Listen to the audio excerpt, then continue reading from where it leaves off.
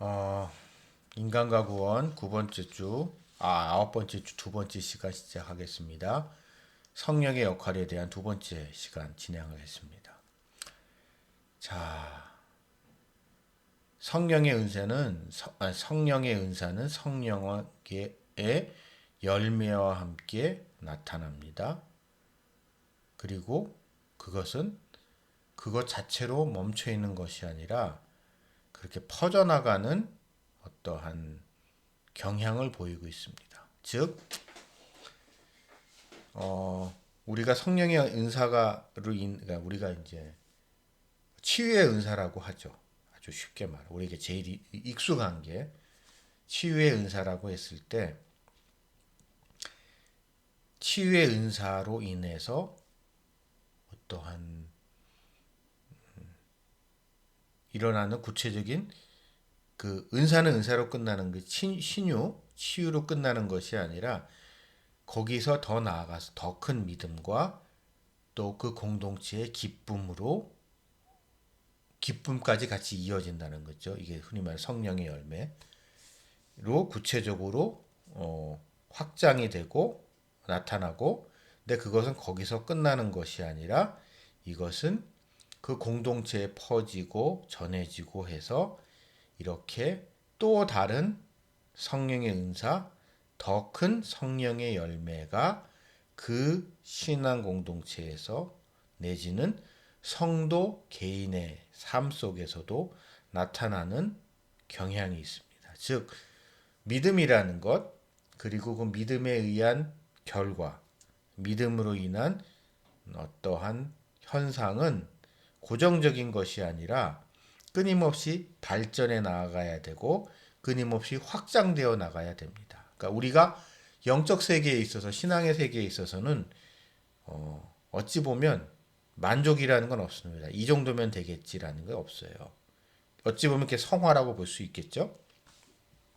이 정도쯤이면 되겠어. 그것은 어찌 보면 우리 그리스도인이 그런 생각이 들 때가 되게 위험한 때예요. 이 정도면 내가 잘하고 있는 거고 그러니까 이게 교묘하게 감사라는 말로 이렇게 포장이 될 수 있는데요. 감사라는 것은 그 결과에 대해서 수용하고 인정하는 것이지, 그러한 결과가 있게 하는 어떠한 과정, 시도를 안 하고 태만하고 게으르고 비겁한 것을 정당화하는 것이 감사는 아닙니다.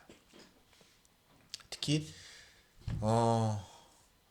성령의 은사에 있어서도, 그러니까 뭐 이제 개인적으로도 옛날에 이제 한때 이렇게 착각을 했던 적이 있는 게, 예를 들어서 제가 아플 때요. 그냥 아프면 아픈 대로 있는 것이 무조건 아멘하는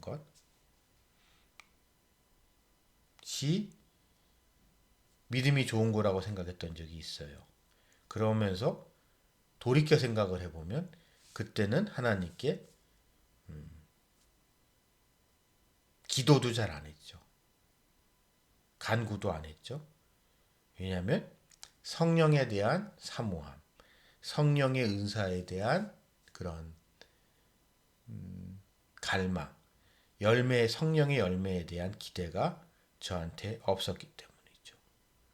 그러나 신앙생활을 하면서 한 번 맛보면 두 번 맛보고 싶고, 두 번 맛보면 세 번 맛보고 싶고, 또한 이거를 전하고 싶고,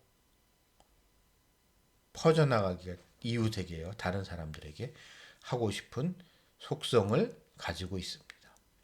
근데 흥미로운 것은 성경에 보게 되면 성령의 열매가 갈라디아서 경우에 따라서는 단수로, 경우에 따라서는 복수로 혼합적으로 사용이 되고 있습니다. 그래서 그것을 어,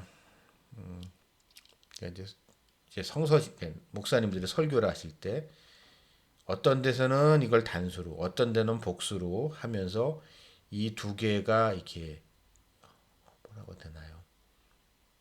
별개의 것으로 하시면서 이 둘을 이렇게 조화시키지 않는다고 해야 되나요? 그러하시는 경향이 있는데 이게 조직신학의 역할이 그겁니다. 왜 여기서는 이러고 저기선 다르고 이 두 개를 어떻게 조화롭게 통일시키고 통일시킨다는 것이 조직신학의 역할이거든요. 근데 거기에는 성령이라는 것이 가지고 있는 그리고 성령과 우리 한 개인이 하나의 그리스도인으로서 나의 개인 아니면 내가 속해 있는 공동체가 가지고 있는 그 하나하나의 개별적인 고율성 그거와 동시에 그것들이 공통적으로 가지고 있는 통일성이 공존하고 있기 때문입니다. 즉 우리 모두 한 사람 한 사람은 우리 모두는 한 사람 한 사람이라는 개별성을 가지고 있고 우리 한 사람 한 사람은 모든 성도들은요 한 명의 성도로서 한 명의 하나님의 아들과 딸로서 하나님과 인격적인 관계를 맺고 있죠. 이러한 점에 있어서는 모두 다 하나의 통일성과 동질성을 가지고 있지만 그러나 우리 한 사람 한 사람은 모두 다 개별적인 존재이기 때문에 그 하나하나를 따지고 놓고 봤을 때는 다 고유한 것입니다. 모든 것은 고유한 거예요. 그래서 이 둘을 어떻게 잘 조화시키는가가 성경 그러니까 그러한 점에서 성경은 우리에게 말씀하시는 부분이 많습니다. 우리가 만약에 이러한 개별성만을 강조한다면 한 사람 한 사람의 개별성만 강조한다면 결국 샤머니즘 같이 될 위험성이 있는 거죠. 다른 사람은 모르겠고 내가 섬기는 나와 나의 하나님 이 둘만의 문제인 거고 다른 사람은 모르겠는 거예요. 반면에 그냥 우리의 하나님이라면 내가 속해 있는 신앙의 공동체의 하나님이라면 섬김의 대상이라면 나라는 사람은 그 전체 속에 파묻혀서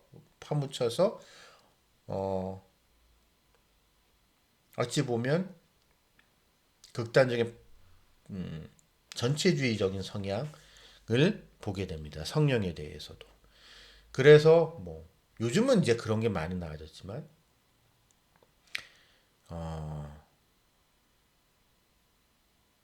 예를 들어서 방언을 하나 놓고 봅시다. 여러분 이 강의를 듣는 여러분들이 이제 우리가 보통 은사로서 많이 생각해 방언이니까는요. 방언을 하시는 분도 있고 방언을 하지 못하시는 분들도 있을 겁니다. 근데 방언을 한다는 게 그 사람의 믿음을 과연 보증해 줄까요? 아니면 그가 방언을 하지 못한다면 그의 믿음이 아직 온전하지 않은 걸까요?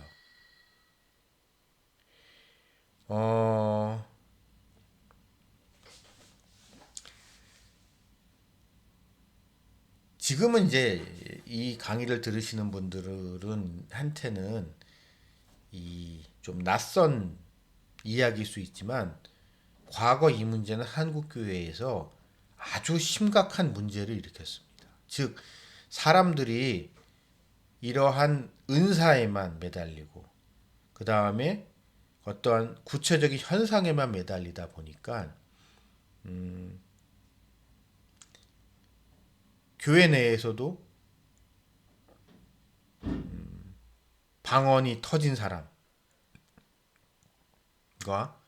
같이 기도했는데 방언이 터지지 않은 사람 물론 다 알고 있죠. 우리 마음속으로 알고 있어요. 이게 다 하나님의 주권적인 영역이고 하나님이 그에게 은사를 주시면 방언이 터질 것이고 방언이 터지지 않은 사람은 그 또한 우리는 알 수 없는 하나님의 뜻 때문에 그런 거기 때문에 개념치 말라고 하지만 절대로 그럴 수가 없거든요. 현실에서는. 그래서 우리는 성령의 열매라는 부분에 있어서 그 다음에 그러니까 성령의 은사, 성령의 열매라는 부분에 있어서 관심을 가질 수밖에 없을지라도 성령 그 자체에 대해서 좀 더 의도적으로 매달려야 됩니다. 즉, 우리가 하나님께 방언을 달라고 기도했을 때, 같이 교회에서 부흥회를 할 때, 누군가는 방언이 터지고 누군가는 방언이 안 터진다는 것에 집중할 것이 아니라 자꾸 거기에 집중이 되게 되니까요. 그렇기 때문에 우리는 역설적으로 그러한 현상보다는 본질인 성령 하나님께 더 집중해야 되고, 그렇지 않을 땐 교회에서 정말 심각한 분쟁과 분열이 일어난다는 것을 좀 경험하게 됩니다. 이거는 여러분, 우리가 신앙생활을 하다 보면.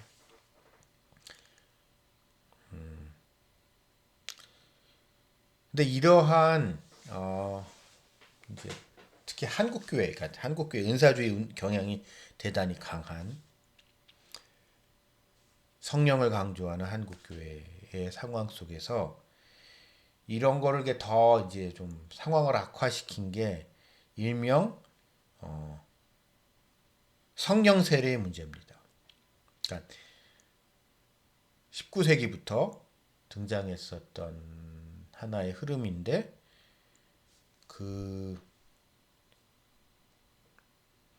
우리가 그리스도를 믿는 것은 성령으로 인한 거듭남 때문에 의롭게 되는 것 때문에 구원을 받는 거지만, 이 또한 성령에 의한 거지만, 이와는 별도로 이 다음 단계로 내가 그 성령님과의 그러한 인격적인 관계를 맺게 되는 성령 체험이라는 것이 별도로 있다라고 하는 그러한 교단과 교파들이 등장합니다. 그러니까 성령을 강조하면서, 그러니까 주로 이제 우리나라에서 순복음 계열이죠. 근데 순복음 계열뿐만 아니라 좀 더 거슬러 올라가게 되면 성결교도 같은 이 큰 흐름 속에 있었던 종교입니다. 그리고 조금 더 거슬러 올라가게 되면 감리교도 이러한 흐름 속에 있었던 거고, 그래서 그러한 성령 세례라는 것, 뜨거운 경험, 한마디로 뒤집어지는 거죠. 이제 한국 교회 상황 속에서 막 방언이 터지고 막. 이러한 것을 성령 세례라는 그러니까 별도의 구원을 얻게 되는 믿음으로 믿음이 생겨나는 물 세례와는 별도로 일종의 성령 세례가 있다는 그러한 주장이 특별히 한국에서는 우리의 그런 심성, 우리의 개인적인 신앙 경험, 내지는 한국 사회 내지는 한국 교회의 공동체적인 경험 속에서 거부감 없이 받아들이는 그런 모습이 좀 있습니다.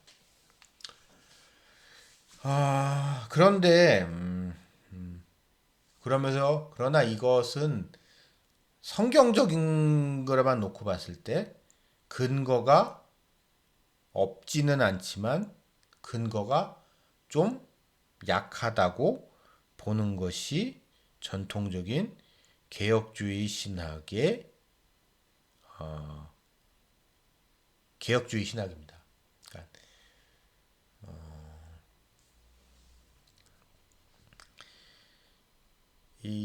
제가 지난 시간에 말씀드렸던 바와 같이 이런 성령 세례라는 부분은 이 은사 중단주의, 그러니까 정경의 확정과 함께 모든 은사는 중단되었다. 왜냐하면 구원을 받는데 필요한 모든 사실은 정경을 통해서 말씀을 통해서 다 우리에게 전해졌기 때문에 더 이상의 은사, 특별 은사, 특별적인 기적은 필요 없고 그냥 우리가 믿고 아멘하면 될 뿐이다라고 하는 그러한 은사 중단주의. 그건 이제 제가 말씀드린 제가 카톨릭에 대한 약간 카운터의 개념으로 그것이 더 강화된 경향이 있다고 말씀드렸죠. 지난 시간에.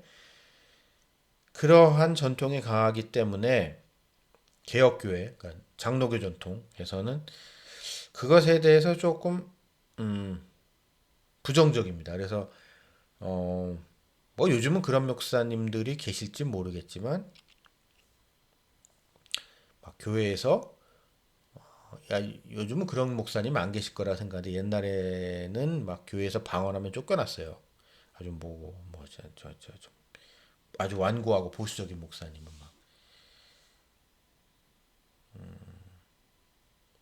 막 뭐라고 하셨었거든요.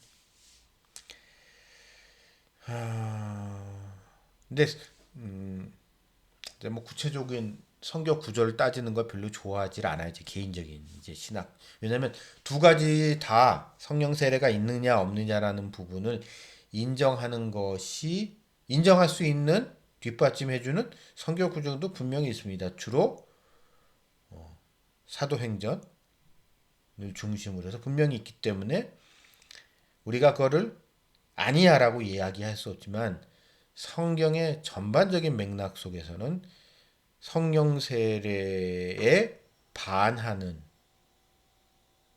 부분이 좀 더 많기 때문에 그리고 그것이 좀 더 성경 전체에 포괄적으로 퍼져 있기 때문에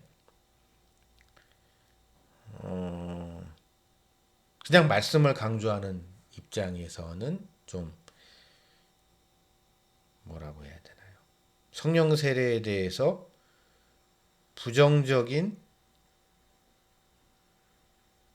부분을 고수하고 있지만 심지어 그렇게 약간 부정적인 반응을 보이는 분들도 공식적으로는 개인적인 차원에 있어서는 이러한 뭐라고 해야 되나 특히 한국 사람들의 경우에는 이렇게 뜨거운 거 그냥 막 신비한 체험을 하는 거를 이렇게 갈망하는 게 되게 강하죠. 그리고 대부분 개인적으로는 그런 경험이 있는 분들이 많죠. 그러니까 그 이런 면에 있어서 우리나라가 저도 이제 여러분들 앞에 교수를 하고 있지만 좀 신학자들조차도 개인적인 신앙과 공식적인 신학 사이에 좀 묘한 괴리가 있습니다. 그러니까 그런 괴리가 있어요. 그렇기 때문에 저는 성령 세례에 대해서 100% 수용하는 것은 좀 위험할 수 있지만 성령 세례라는 것에 대한 우리의 열망, 바램, 갈망, 그리고 분명히 일어나는 어떠한 특별한 그거로 말미암아 일어나는 조금은 특별할 수 있는 그러한 어떤 기적 분명히 있잖아요. 기적은. 근데 여러분 그게 그 서구의 이렇게 근본주의자들 내지는 이렇게 막 경건주의적인 사람들은 되게 그 받아들이기 힘들대요. 그 사람들은 정서상. 근데 우리는 이렇게 한국 사람들은 그걸 이제 어렵지 않게 받아들이고 있죠. 여러분이나 저나. 그러한 신앙의 다이나믹, 신앙의 에너지를 준다는 점에 있어서 성령 세례를 우리가 좀 존중해 줄 필요가 있지 않나라는 생각을 합니다. 그러나 이 성령 세례를 강조하다 보면은 나타나는 문제는 그렇지 못한 수많은 사람들, 그러니까 모든, 그러니까 성령 세례를 강조하시는 분들, 토레이 목사님, 이런 분들은 누구나 성령 세례 받을 수 있다고 얘기를 하지만 현실에서는 그렇지 못한 분들이 더 많거든요. 아닌가요? 현실에서는 나도 좀 그러보고 싶은데 그게 잘 안 되고 나는 왜 나한테는 왜 이런 일이 안 일어날까라는 그런 내가 정말 제대로 믿는 게 뭘까라는 그러한 패배감, 열등감을 가지시는 분들이 생기잖아요. 어떻게 보면 그런 분들이 훨씬 더 많고 안타깝게도 그런 경험을 한 분들이 이렇게 좀 더 좀 우쭐해지는 조금 더 교만해지는 경향이 분명히 있거든요. 그렇기 때문에 우리는 성령 세례의 위험성도 염두에 두면서 성령보다 성경적이라고 해야 되나요? 보다 안전하다고 해야 되나요? 성경적으로 했던 성령 충만이라는 것에 좀 더 집중할 필요가 있습니다. 어, 어, 스토 전 우리가 믿음을 고백을 하죠. 성령으로 남지 않고는 신앙을 고백할 수가 없습니다. 이것은 우리가 좀 뭐 요즘은 뭐 그런 일 없겠지만 뭐 남자들 같은 경우에 이제 군대 가서 군대 교회를 간다든가 뭐 이럴 때 막 아무 생각 없이 막 억지는 아니지만 어쨌든 그러니까 별로 심각하게 생각하지 않는데 세례받고 이런 경우 있잖아요. 아니신가요? 내지는 뭐 부모님이 교회를 다녀서 좀 더 심한 경우에는 부모님이 목회자시다 보니까 부모님이 선교사시다 보니까 어려서부터 아무 고민 없이 그냥 교회 속에서 쭉 평탄하게 성장해 온 분들은 어, 내가 지금 제대로 믿고 있는 건 맞아라는 이렇게 의심, 불안 이런 게 있을 수 있지만 일전에도 앞에서 말씀드렸듯이 그 또한 성령님께서 함께 하시고 성령님의 역사 때문에 일어나는 것이라는 것을 진짜 믿지 않는 사람들과 내지는 정말 믿고 싶은데 그냥 아멘 하고 싶은데 그 아멘이 죽어도 안 나오는 사람. 머리로서는 수긍하지만 왠지 입술 위 떨어지지 않는 나도 정말 믿어보고 싶다고 믿겨지지 않는다는 사람들을 접하면서 그 되게 사소한 신앙 고백조차도 그리고 그 신앙 고백으로 말미암은 입교와 세례조차도 성령님께서 하신다는 것을 작은 불씨와 같을지라도 성령께서 하신다는 것을 우리는 알 수 있습니다. 그러나 우리가 항상 그 성령께 완전히 복종하고 순종하고 성령으로 충만한 삶을 살아가지는 못하죠. 그래서 보다 전통적인 개혁교회의 신학은 그러니까 이것을 이런 상황을 이제 앞에서 그 성령 세례를 주장하시는 분들은 성령 세례를 받지 못해서 그렇다. 성령 세례를 받으면 달라진다라고 말씀하시지만 조금 이제 냉정하게 이야기를 하면 제가 좀 냉소적이잖아요, 여러분. 성령 세례를 받았다고 해서 성령 세례가 있다고 칩시다. 성령 세례가 있어서 그게 막 뒤집어져서 이 성령 세례를 받았다 할지라도 뭐 얼마나 달라지는지 잘 모르겠어요. 그러니까 그때 그 순간 성령 세례를 받았다는 그 순간에는 그냥 이렇게 진짜 막 다 뭐가 된 것 같지만 그랬던 사람조차도 그랬던 그 놀랍고 뜨겁고 신비로운 영원히 잊지 못할 것 같던 나의 영혼을 감싸고 나의 온 전제를 휘감고 지배했었던 그 놀라운 성령님과의 그런 짜릿한 그런 기억, 추억, 그 다음에 하나 이런 것은 그런 게 있어도 시간이 지나면 말짱 도루묵이 되는 경우가 현실적으로 많잖아요. 아닌가요? 시험에 들어가지고. 그럼 그걸 과연 어떻게 설명을 해야 될 거냐? 라는 문제가 생기고, 그러다 보니까 보다 전통적인 방법, 전통적인 해석인 성령 충만을 강조하는 쪽에서는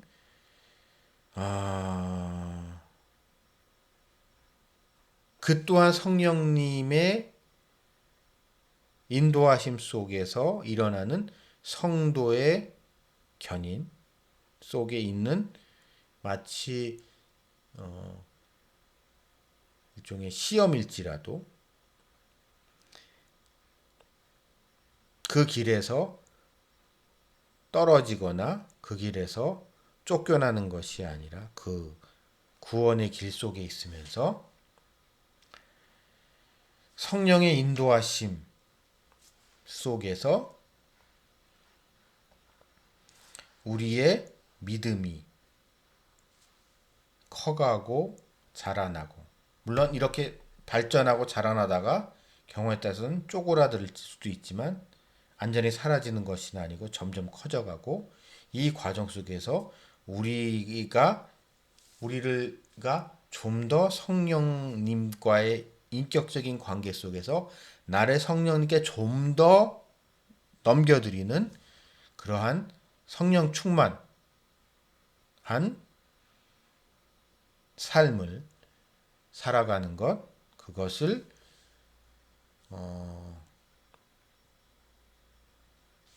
성도의 삶이라고 말씀하시지 않나 싶습니다. 즉, 중요한 것은 성령 세례가 있느냐, 아니면 성령 충만으로 충분하냐, 이러한 것에 대한 성경 구절의 해석을 둘러싼 논쟁, 그건 소모적인 논쟁일 뿐이고, 또한 성령 세례를 갈망하면서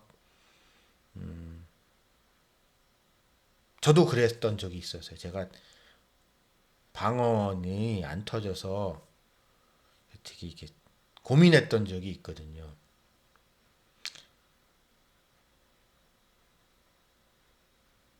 이러한 것이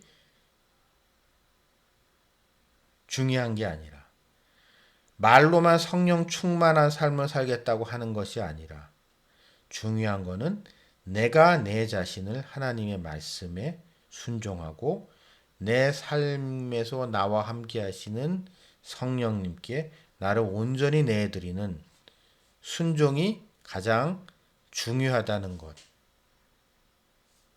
다 알고 계시죠? 그 순종을 다시 한번 마음에 새기는